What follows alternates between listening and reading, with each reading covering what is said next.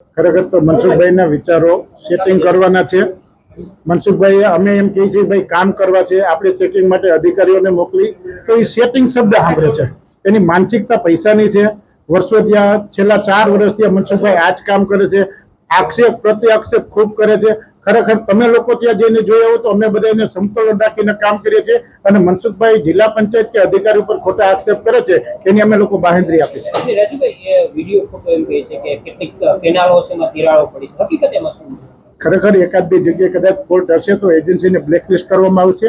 અમારા અધિકારી જે સિંચાઈના છે એ ત્યાં જઈ અને સર્વે કરશે. તે પછીની કાર્યવાહી અમે ડીડીઓ સાહેબને કહી અને જરૂરી કાર્યવાહી આગળ કરશું. ખરેખર તો સાહેબ એટલું બધું કંઈ છે નહીં. સામાન્ય અમારા ગામડામાં ક્યાંક ક્યાંક એવા ઇસ્યુ છે, પણ હવે જે મગફળીનું બિયારણ છે એમાં ભેજનું પ્રમાણ વધારે હોવાથી ક્યાંક નથી ઉગતી કે આવું છે, તો એ પણ બિયારણના સેમ્પલ લઈ અમે લોકો જુનાગઢ યુનિવર્સિટીમાં અમારા અધિકારી છે મોકલેલા છે. એનો રિપોર્ટ આવ્યા પછી એની પણ કાર્યવાહી આગળ જતા જરૂર હશે જે કરશું.